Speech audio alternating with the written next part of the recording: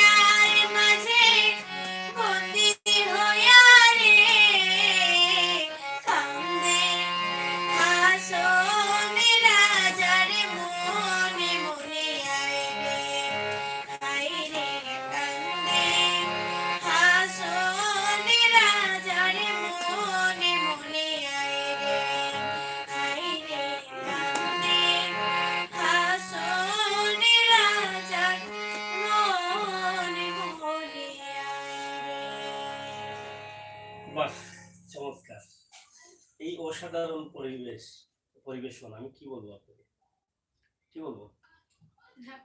এই এই যে এই গানটি পরিবেশন এত সাউন্ড লাউডলি করেছো, এখানে তো আমরা এই দেয়ালের ঘরে বসা নেই, এদিকে একটা দরজা আছে, ওইদিকে একটা, আমার পিছনে আরো দুটা দরজা আছে, সাউন্ডটা তো বন্ধ নাই, কিন্তু এই যে সাউন্ড দিয়েছ আমার মনে হয় যে স্টেজে যখন, মঞ্চে যখন সাউন্ডের ভিতরে সাউন্ড করবে তখন মনে হয় যে এত সুন্দর হয়ে আসবে আমি চিন্তাও করতে পারি না। কারণ আমার দুর্ভাগ্য, আমি এই গানগুলো তোমার কণ্ঠে আমি শুনতে পারি না কোনো স্টেজে, এটা আমার দুর্ভাগ্য। আমি এটা শুনতে চাই, উপভোগ করতে চাই স্টেজ থেকেই তোমার গানগুলো, কারণ এত সুন্দর সাউন্ড। আমি তো প্রতিবার খুঁজে সিলেট বিভাগ ঘুরে ঘুরে হবিগঞ্জ, নবীগঞ্জ, সুনামগঞ্জ, দিরাই, কোম্পানিগঞ্জ, বিয়ানীবাজার সহ প্রত্যেকটি এলাকা থেকে নিয়েছি অনেক শিল্পীদের প্রোগ্রাম, আপনি হয়তো দেখেছেন, এখানে ইউটিউবে আছে। কিন্তু এইরকম এত সাউন্ড গলা, এটা কত বাজিয়েছিল? এটা বলে সিসার। সিসাব। সিসার। সিসাবের উপরে আর আছে হ্যাঁ আছে। ডিসাব নাকি? ডিসার।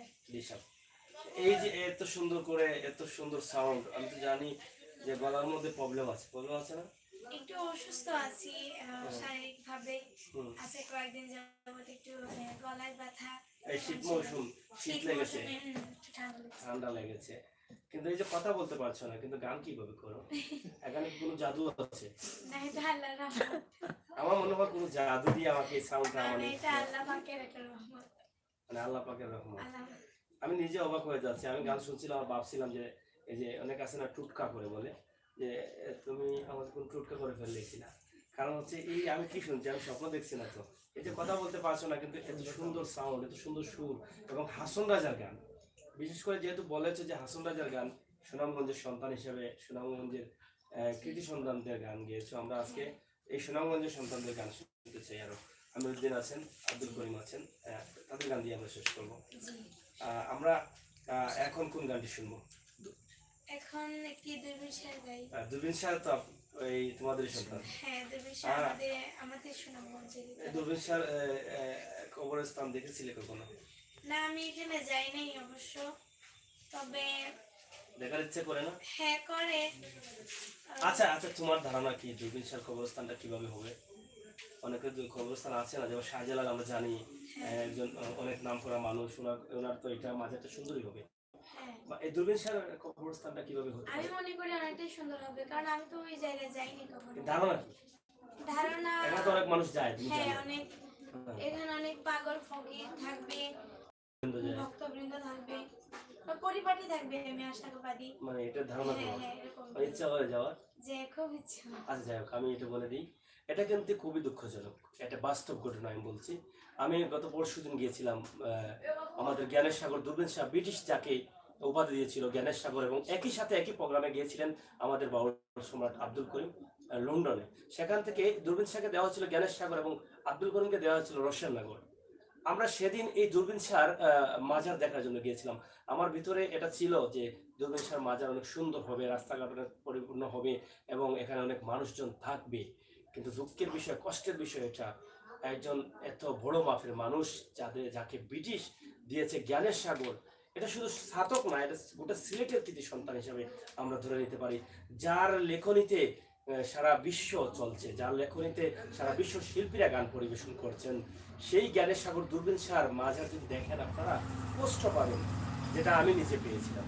আমার অনেক কষ্ট লেগেছে। আমি যখন দুর্বিন শাহর মাজারে রওনা দিয়েছিলাম, একটা টমটম করে আমরা নদী পার হয়ে যখন যাবার পর আমাকে একটা স্থানে নিয়ে বললো চালক যে এটা হচ্ছে দুর্বিন শাহ টিলা, ওইদিকে মাজার। আমি নিজে অবাক হয়ে গেলাম, আমাকে কোনো জঙ্গলে পাঠানো হচ্ছে, এবং এটাই আমি মনে করেছিলাম। আমি চিন্তাও করতে পারি না যে দুর্বিন শাহ মাজারে এভাবে যেতে হবে, জঙ্গল দিয়ে, রাস্তা নেই, নিচ দিয়ে হেঁটে, এরপর উপরে উঠতে হবে বস্তা ঠেলে ঠেলে, এরপরে মাজারের সামনে থাকবে ঘাস, মাজারের সামনে থাকবে ঘাস, কোনো পরিবেশ নেই। এটা ভাবতে আমার অবাক লাগে, যেটা আজকে এই আশার কাছ থেকে আমরা শুনলাম যে আশা মনে মনে ভাবছেন যে এই দূরবীন শাহ মাজার হয়তো অনেক সুন্দর হবে, সুন্দর। অনেক ভালো হবে, এটা আমি দেখতে চাই। ঠিক একইভাবে আমারই এটা ধারণা ছিল, কিন্তু যাওয়ার পর যেটা আমি ভিডিও করেছি, আপনারা যারা দূরবীন শাহ মাজার দেখেন নাই, যেতে পারেন নাই, তাদেরকে অনুরোধ করবো দূরবীন শাহ আস্তানা দেখার জন্য আমাদের চ্যানেলে সার্চ করলেই আপনারা পেয়ে যাবেন। আমরা মাত্র 2 দিন আগে কিভাবে যেতে হবে, কিভাবে কি অবস্থায় কি পরিস্থিতিতে আছে ওনার ছেলের সাথেও আমরা কথা বলেছি। এটা সত্য হলেও দুঃখজনক হলেও এটা সত্য। আমরা চাই আমাদের এই দূরবীন শাহ মাজারকে সুন্দর করুন। সংশ্লিষ্ট দায়িত্বশীল যারা আছেন, ছাত্রকে যারা আছেন, ছাত্রকের বাইরে যারা আছেন, আসুন আমরা সবাই মিলে, সিলেটবাসী মিলে আমাদের দূরবীন শাহ মাজারকে সুন্দর করার চেষ্টা করি। আজকে আমাদের কষ্টটা দূর করি, কারণ আমাদের নিজের চোখে দেখে অনেক কষ্ট পেয়েছি। অনেক মানুষের ধারণা করে যে দূরবীন শাহ মাজার সুন্দর হবে, কিন্তু বাস্তবে বড় কঠিন, বড় বেদনাদায়ক। যাই হোক, আমরা এটা বলে দিলাম কারণ সংসদ দায়িত্বশীল যারা, তাদের দৃষ্টি আকর্ষণ করছে। আশা আসলে এটা তোমার স্বপ্নটা বাস্তব না, কারণ দূরবীন শাহ অনেক বড় মাপের মানুষ, কিন্তু ওনার কবরস্থান জঙ্গল ঠেলে যেতে হবে। চিনিতে বস্তা দিয়ে উঠার অবস্থা ছিল, কিন্তু এখন গত কিছুদিন আগে বাংলাদেশ ব্যাংকের একজন কর্মকর্তা এসেছিলেন দেখার জন্য, এই দূরবীন শাহকে দেখার জন্য। এসে যখন উনি বস্তা দিয়ে উপরে উঠলেন, তখনই বলে গিয়েছিলেন যে এত বড় মাপের একজন মানুষ, আমি তো ভাবছিলাম নাম শুনে যে এটা অনেক সুন্দর হবে, কিন্তু এখানে দেখা যায় আমার উপরে উঠতে পারতেছি না, বস্তা দিয়ে উপরে উঠার জন্য রাখা হচ্ছে। উনি নিজে দিয়ে গেছিলেন এই সিঁড়িটা, মাত্র কয়েকদিন হলো এই সিঁড়িটা শুধু আছে, আর কোনো কিছু নেই। তো এটা আসলে তুমি শুনে তোমার কেমন লাগলো? আমি তো ভাবছিলাম যে অনেক সুন্দর। আমার তো এখন নিজেরই কষ্ট হচ্ছে যে এরকম এটা শুনে খারাপ লাগছে? অবশ্যই। যদি তুমি এখানে যাবার পর এটা দেখতে কেমন লাগতো, তোমার অনুভূতিটা কি হতো? তো অনেকটাই দুঃখজনক। দুঃখজনক। এই জন্য আমি কয়েকদিন আগে আমাদের অঞ্চলে তত্ত্বের ভান্ডার যাকে বলা হয়, উনি দুলু শতাধিক তত্ত্বের ভান্ডার বাউল কবিরউদ্দিন সাহেবের ওখানে আমি কোনোদিন যাই নাই। তারপর ওখানে আমার যে কোনো একজন ছাত্র আমাকে ইনভাইট করলো। যাই হোক, আমরা এখন বিরতি নিব। দর্শক, আমরা আজান হচ্ছে, আজানের জন্য আমরা 5 মিনিট বিরতি নিব। আপনারা লাইভে থাকুন, আমরা লাইভ থেকে বের হবো না, কিন্তু ক্যামেরা অফ করবো। ক্যামেরাটা অফ করো, নিচে যেতে হবে। এটা না, এটা না। যাই হোক, আমরা লাইভে আছি, আপনার আজানটা শেষ হোক, আজানের জন্য আমরা বিরতি নিচ্ছি।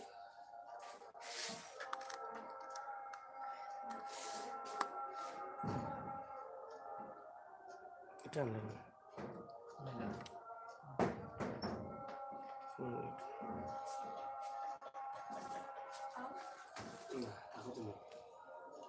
আমরা লাইভ দর্শক আছে, আমরা চলে গেলে দর্শকও চলে যাবে, ঠিক আছে না? আমরা আজানের জন্য বিরতি নেই।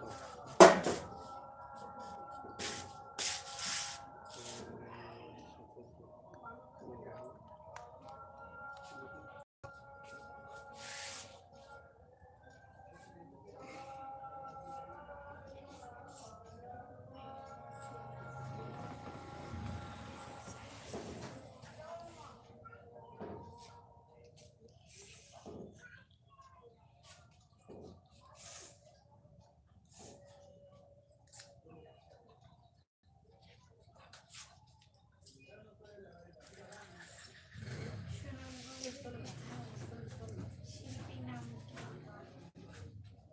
সুনামগঞ্জের কোন এখানে আমরা কমেন্টগুলো এখন পড়বো, আপনারা কমেন্ট করতে থাকবেন, আমরা পড়বো। কিন্তু আমি যে কথায় ছিলাম সে কথা শুনতে চাই। এই যে দূরবীন শাহ, হ্যাঁ, আমি যখন তত্ত্বের ভান্ডার কবিরউদ্দিন সাহেবের বাড়িতে যাওয়ার ইনভাইট পেয়েছিলাম, তখন আমার মনে এত আনন্দ যে আমি এত গুণী একজনের বাড়িতে যাব। আনন্দে বলে বোঝানো সম্ভব না। যাদেরকে আমি শুনতাম যে ওরা অনেক বড় বাউল, তাদের বাড়ি গিয়ে গান করব, ওনাদের যে এই সমাধি বা যে কবরস্থান মাজার যাকে বলে আর কি, ওটা দেখবো। খুবই উৎসাহিত ছিলাম। তারপর দেখা যায় গেলাম ওই জায়গাতে গেলাম, বিভিন্ন শিল্পী সিলেট থেকে অনেকে এসছেন, আমিও গেলাম। তখন গিয়ে দেখলাম যে একটা উঠোনের মধ্যে বাঁশ দিয়ে চতুর্দিকে 4টা বাঁশ করে কফিলুদ্দিন সাহেবের বাড়িতে 4টা বাঁশ করে উপরে টিন দিয়ে ছাপটা করে ওই কবরস্থানটা একটা কাপড় দিয়ে ঢেকে রাখছে। এখন দেখে যেমন আমার আমার মাথাটাই ঘুরে গেছে দেখে, যে এত বড় একজন গুণী, যার গান দেশে বিদেশে অত্যন্ত, সিলেটের মধ্যে এই তত্ত্বের ভান্ডার বলে স্বীকৃতি প্রাপ্ত। আমি ভাবতে এতটা কষ্ট পেয়েছি আর কি, যা বলা যায় না মুখে।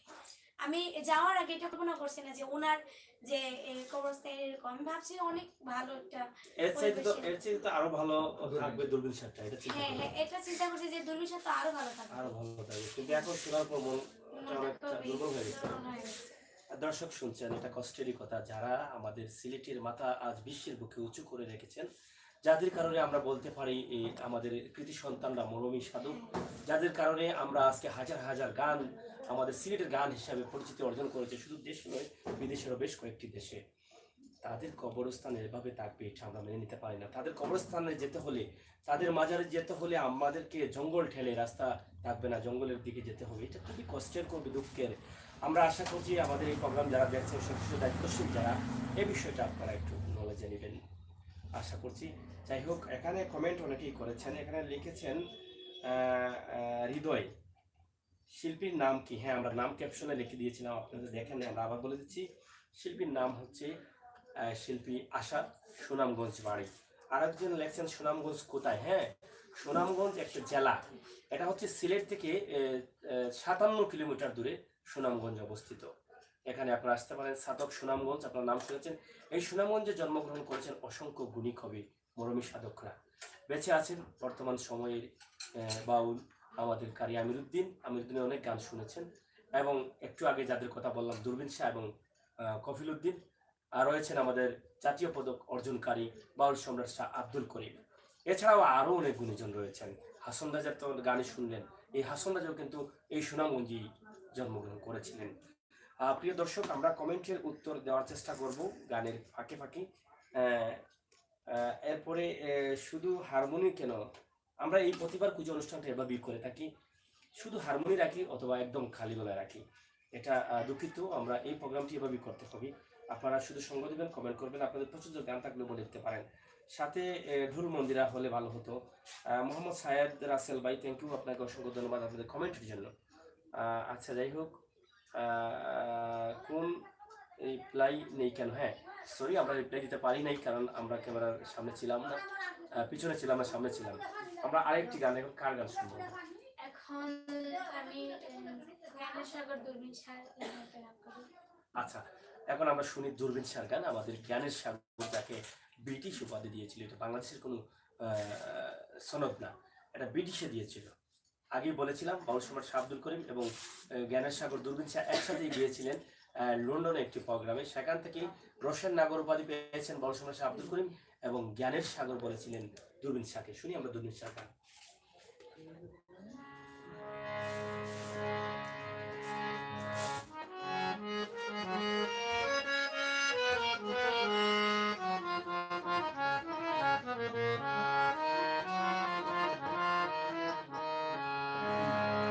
নাম স্মরণে ঘুরিনি দানে, চরণ ভিক্ষা চায় গো এলা,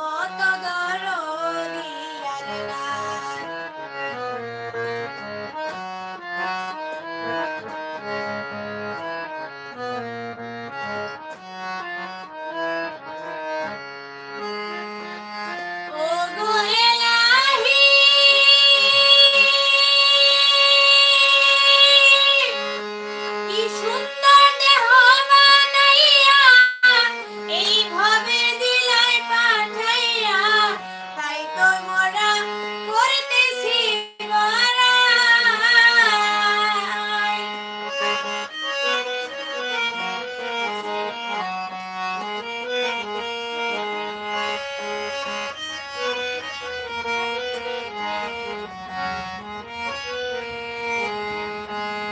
ও গো এলাহি, কি সুন্দর দেহ বানাইয়া এইভাবে দিলাই পাঠাইয়া, তাই তো মোরা করতেছি বাড়াই। মরণ কথা স্মরণ হয় না, চিরদিন গো বেঁচে রয় না।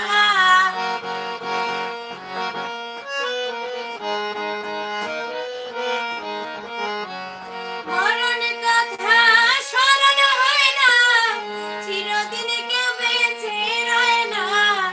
না জানি কোন দিন মরে যায় ও গো এলাহি, তোমার মতো ধরণী আর নাই, তোমার মতো ধরণী আর নাই।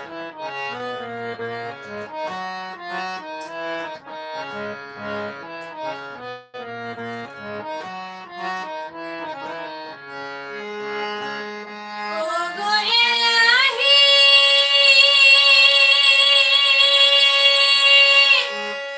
যেদিন আসবে কাল সমন, কেউ পারবে না করতে বারণ, মানিবে না সংসারে দুহাই।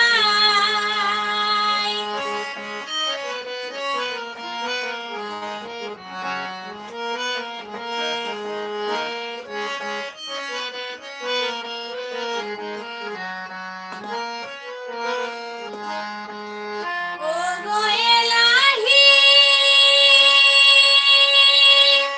যেদিন আসবে কাল সমন, কেউ পারবে না করতে বারণ, মানিবে না সংসারে দুহাই।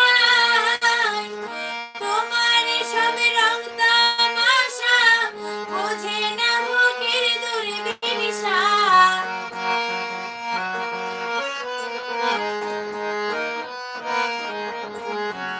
তোমার সব রং তামাশা বোঝে না ফকির দুর্বিনীশা। চরণ আশায় তোমার গুণ গায় ও গো এলাহি, তোমার মতো ধরণী আর নাই, তোমার মতো ধরণী আর নাই। আমি শরণে ঘুরনি জ্ঞানে, চরণে ভিক্ষা চাই ও গো এলাহি, তোমার মতো ধরণী আর নাই, তোমার মতো ধরণী আর নাই, তোমার মতো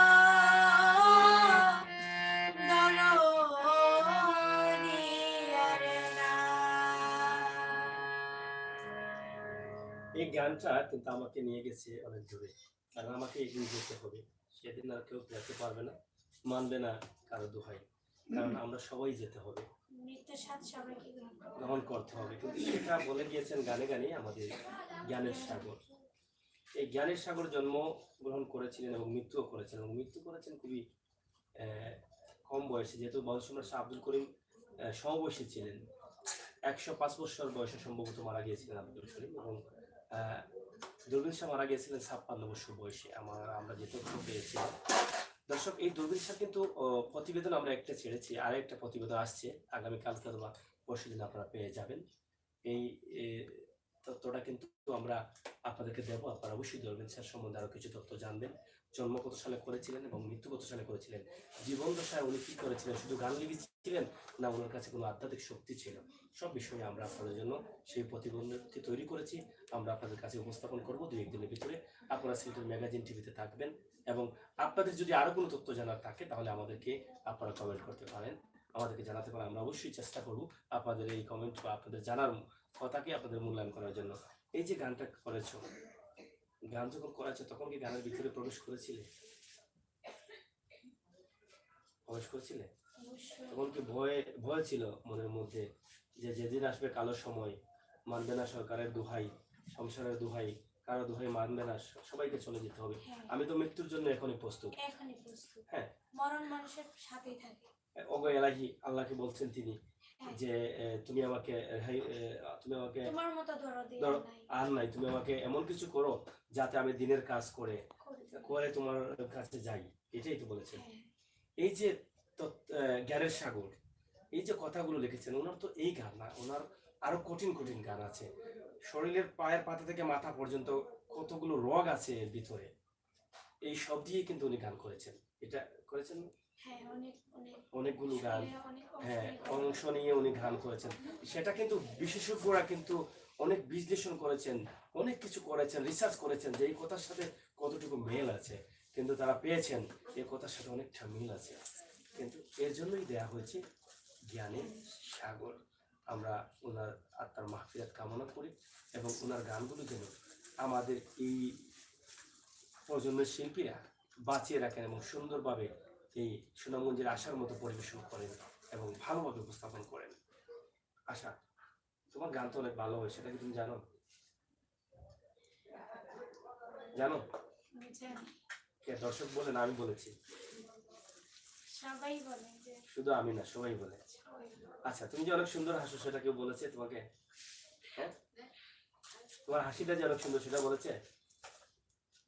সবাই বলে যে তোমার সবাই। হাসিটাও সুন্দর, তুমি কথায় কথায় হাসো, যে হ্যাঁ, মানে কথায় বার্তায় তুমি সবসময় হাসো হাসো, এটাকে আমরা কি বলি, আমরা অনেকে বলি, যেমন তোমার আব্বু হয়তো বলেছেন যে তুমি লক্ষ্মী মেয়ে, বা অনেকে বলেন, বা অনেকেই বলেছে যে লক্ষ্মী মেয়েরা হাসে। কিন্তু সেদিন আমি মেহরিন বাসার মিম সাধকের তার প্রোগ্রামটা করেছিলাম, সেও কিন্তু হাসে। আমার একটু ভালো লাগে যারা হাসে, তাদের সাথে কথা বলতে, আমার এবং ভালো লাগে যারা হাসি মুখে এবং কথা তাদের বলে। সাথে প্রোগ্রাম করলে কিন্তু প্রোগ্রামও কিন্তু সাকসেসফুল হয়, দর্শকরা সুন্দর সুন্দর কমেন্ট করে। যাই হোক দর্শক, আমরা আজকে এই এই সুনামগঞ্জের আশার কিন্তু ভালোবাসা আমরা গ্রহণ করছি, আপনারাও করবেন। এবং তার যে স্বপ্নটা আছে সেই স্বপ্নটা আমরা জানি, সে বড় শিল্পী হতে চায়। আর আমি মনে করি সুনামগঞ্জের আশা কিন্তু এখনো অনেক বড় শিল্পী, কেননা তার হয়তো প্রচারে প্রচার হচ্ছে না বিদায় সে এখনো কিন্তু সুনামগঞ্জে আছে বা সিলেটের আশপাশ এলাকায় আছে, কিন্তু তার প্রচার হলে কিন্তু সে প্রসার হবে, মানুষের মুখে মুখে আশার নাম আসবে। কারণ আশার যে গান, গান শিখা যেটা, আমার মনে হয় শেখার শেষ নাই। কিন্তু আমি একবার বলবো আমার আমার ব্যক্তিগত কথা, যে আশার গান শেখা হয়ে গেছে। এত সুন্দরভাবে গানগুলো, এত গুছানো গান, এত সুন্দর পরিবেশন, এটা মানে ভাষা দিয়ে বোঝানোর মতো নয়। তবে আপনারা শুনেছেন, আপনারাও কমেন্ট করবেন আমার কথার সাথে একমত আছেন কিনা। আশা সুনামগঞ্জে জন্মগ্রহণ করেছে, এই সুনামগঞ্জের কৃতি সন্তানদের গান পরিবেশন করেছে। এখন কোন গানটি পরিবেশন করবে? এখন আমি আমাদের অঞ্চলের বাউল সম্রাট শাহাদুল করিম ওনার লেখা একটি গান করছি। বাউল সম্রাট শাহ আব্দুল করিম, আমরা আজকেই দিয়েছিলাম এবং উদ্দেশ্য ছিল বাউল সম্রাট শাহ আব্দুল করিমের বাড়িতে যাবো এবং একটা প্রতিবেদন করবো। এর আগে একটি প্রতিবেদন দিয়েছিলাম প্রায় বছর আগে, সেটা দেখেছেন। যদি না দেখে থাকেন আবার সার্চ করলে আমাদের চ্যানেলে পাবেন বাউল সম্রাট আব্দুল করিমের বাড়ি কোথায়, কোন জায়গায় জন্মগ্রহণ করেছিলেন। আমরা নতুনভাবে আরেকটি প্রতিবেদন দেওয়ার চেষ্টা করেছিলাম, কিন্তু আব্দুল করিমের বাড়িতে যেতে হলে রাস্তায় পানি ছিল, যার কারণে আমরা যেতে পারিনি। কিন্তু নৌকা দিয়ে যাওয়া যায়, কিন্তু আমাদের গাড়ি রাখার সুবিধা ছিল না, যার কারণে আজকে পারি নাই, দুঃখিত। আমরা আগামীতে আবার দেবো। কিন্তু দিরাইয়ের অনেক ভিডিও আজকে আমরা দিয়েছি। দিরাই একটি বাস স্ট্যান্ডের খুবই জরুরি প্রয়োজন এবং দিরাইয়ে অনেক সমস্যা আছে রাস্তাঘাটের, সে বিষয়ে আমরা অনেক ভিডিও দিচ্ছি, সেগুলো আপনারা একটু দেখবেন। দর্শক, আমরা এখন কোন গানটি শুনবো? বাউল সম্রাট শাহাদুল করিমের একটি দেহতত্ত্ব ধরা যায়, ভাটিয়ালি বলে, ভাটি গান। আচ্ছা, ভাটিয়ালি গান আমরা এখানে প্রথমে শুনেছি। একটি গান, এটা কি ছিল? বাউল গান? হ্যাঁ, হ্যাঁ, তো বাউল। আচ্ছা, এরপরে দেহতত্ত্বের একটি গান শুনলাম, এখন ভাটিয়ালি গান শুনছি। এখন আমরা ভাটিয়ালি গানটা শুনি।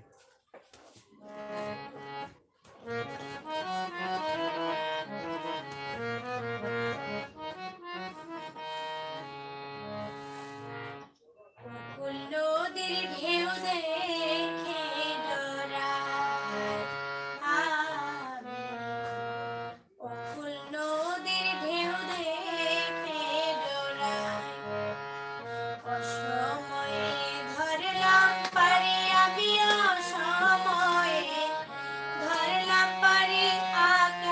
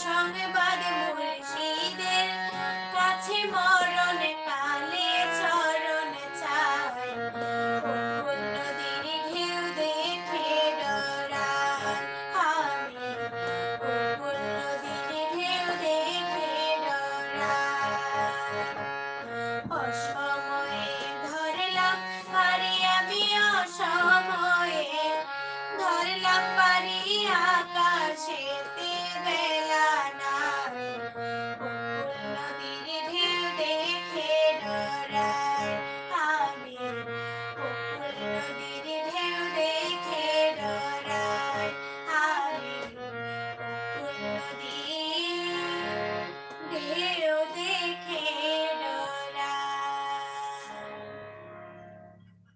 ফারজানা আক্তার আশা না, ওস্তাদ আলিয়াকপুর, বাংলাদেশ রেডিও বেতারের তালিকাভুক্ত শিল্পী প্লাস যন্ত্রিক বংশীবাদক আলিয়াকপুর।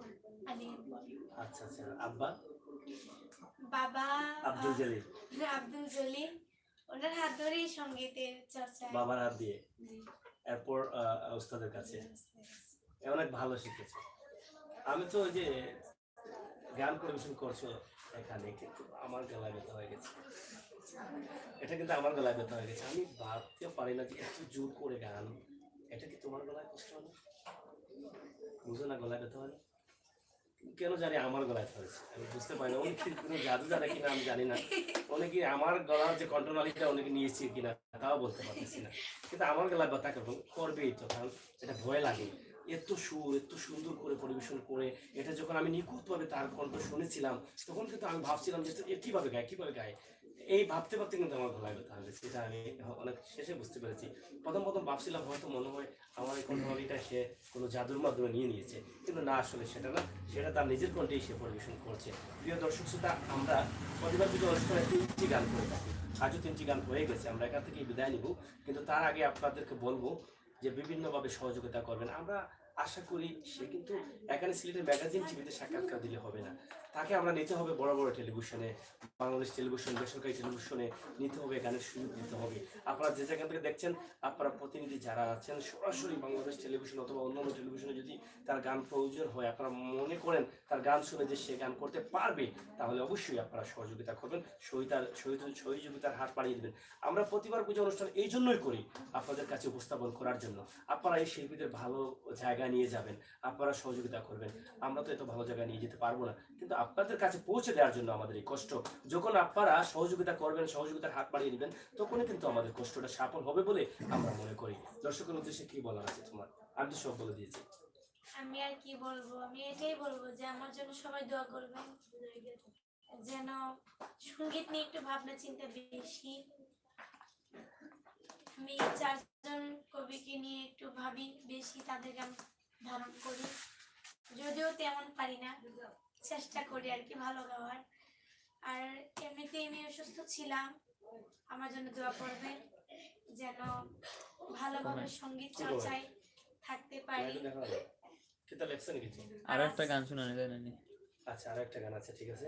আজকে সিলেট ইত্যাদি ম্যাগাজিন আমরা চেঞ্জ করে দিয়েছি। আচ্ছা, ম্যাগাজিন সাগর ভাই আমার বাসায় এসেছেন, আমি মানে বিশ্বাস করতে পারছি না যে হঠাৎ করে আগমন। আমি তুমি ভয় পাচ্ছো? না, ভয় আমার অবশ্যই নামটা না, যে ভুলে গেলে না ভুলে যাই নাই। দর্শক তো বলবে যে আসলে সাগর ভাই কি ছিল না, এর আগে তো একটি প্রোগ্রাম করেছিল, কিন্তু করেছিলেন অনেক আগে। তুমি কি আমার প্রোগ্রাম দেখো না ইউটিউবে?